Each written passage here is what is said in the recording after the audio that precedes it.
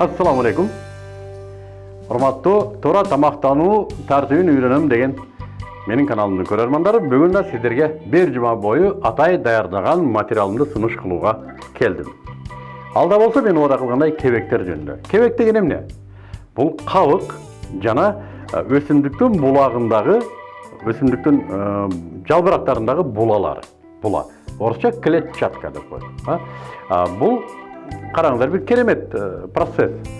Аллах Субхану ва Таала адамдын денесинде тамак сиңирүүчү заттарды да жараткан, бактериялерди жараткан. Алар мына ошол биздин ичек чабактарыбызда.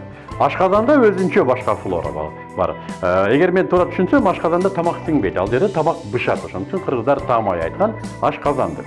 Ашказандан нары тамак эзилип, кадимкидей процесси ушу сиңгенге ылайыкташып турган соң, ал ичектерге барат. Жана ичегилерде, жоон ичегиде, жана башка 12 ичегиде өзүнчө бир маклуктар бар, бактериялар бар. Жана ошол бактериялар сиңирип отурат биздин тамакты.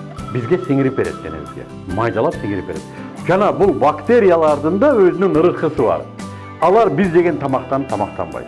Ошондуктан алар өлүп калат. Аз келгенси биз антибиотиктерди ичебиз, аларды атом бомбасы менен кыргандай кырып салабыз. Алар мына ушул кебек булалар менен азыктанат. Жана канчалык көп кебектүү, канчалык көп булалуу тамак жесек, бул биздин бүгүнкү салаттар, биздин мөмө жемиштер, бадыраң, помидордун кабыктары, өзгөчө алма, сабиздердин кабыктары, будайлуулардын, кылкандуулардын, дан азыктарынын кебектери булар үчүн эң сонун азык болуп эсептелет. Жана булар менен азыктанган бактериялар мына ушул биздин денебизге затты сиңирип берет. Кана, анда кыскача маалыматты көрөлү. Адамдын күнүмдүк дасторкону 35% белоктон, 35% углеводдон, 25% кебектен жана 5% майлардан туруусу зарыл. Чакмак кан, дакталган май, фастфуд сымал рафинат азыктары кебектерден жана өсүмдүк булаларынан тазаланганы себептүү ден соолукка зыян деп эсептелет. Кебектер жана булалар денеге сиңбейт, аш болбойт, бирок дененин ишинде опол тоодой түшүктү аткарат. Адамдын денесинде кебек менен булаларды сиңире турган ферменттер иштелип чыкпайт. Ошондуктан кебек менен булалар сиңбейт жана ичеги карынга табигый абалында жетет. Жана жоон ичегидеги бактерияларга гана азык болуп, пайдалуу бактериялардын көбөйүүсүнө өбөлгө түзөт.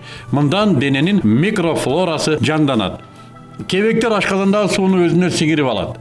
Көлөмү да чоңойот. Жана адам өзүн көпкө дейре ток сезип жүрөт.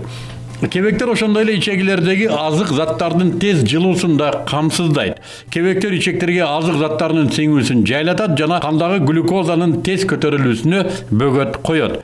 Кебектер мөмө жемиштер, дан жана чөп-чар сымал өсүмдүк азыктарынан гана алынат жана жаныбарлардан алынбайт. Адамдын саламаттыгы үчүн суткасына кеминде 30 грамм кебек талап кылынат. Бул 2 килограмм сабиз же апельсин же 15 тарелка салат жегенге барабар.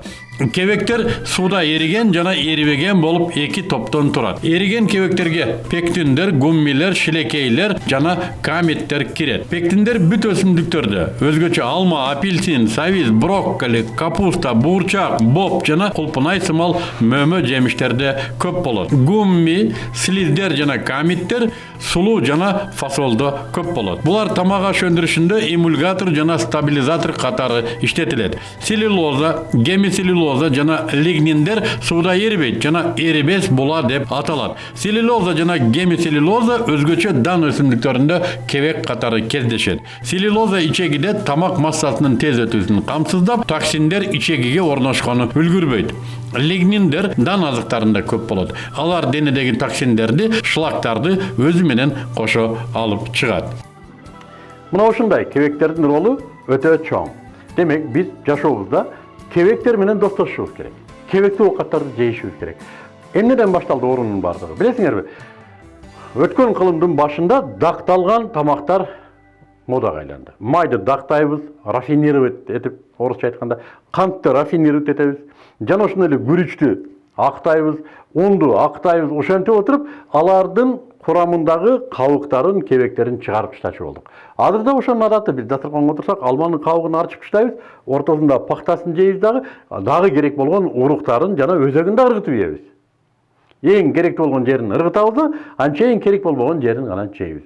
Мына ушул адаттан улам биздин денебизде бактериялерге кебек, алардын азыгы була жетпегендиктен биз тамак сиңбейт, ичибиздеги тамак ушу ичекте катып отуруп, биз аны даратыбызды көпкө кармадык деп мактанабыз. Чындыгында кээ бир тамактар жумалап ичегибизде жүрөт, курсак чыгып кеткен.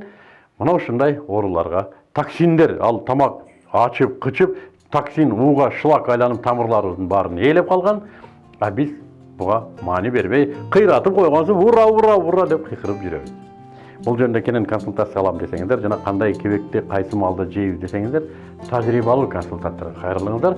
Мен адаттагыдай эле ылдый жагына сиздерге жардам бере ала турган күчтүү консультанттардын телефондорун жазам иншалла. Эмки көрсөтүлө биз сиздер менен зат алмашуу жөнүндө сүйлөшөбүз. Башкаларга да кабарлап коюңуздар жана күтүп көрүңүздөр. Бул каналга сөзсүз жазылыңыз. Дайым биз менен болуңуз.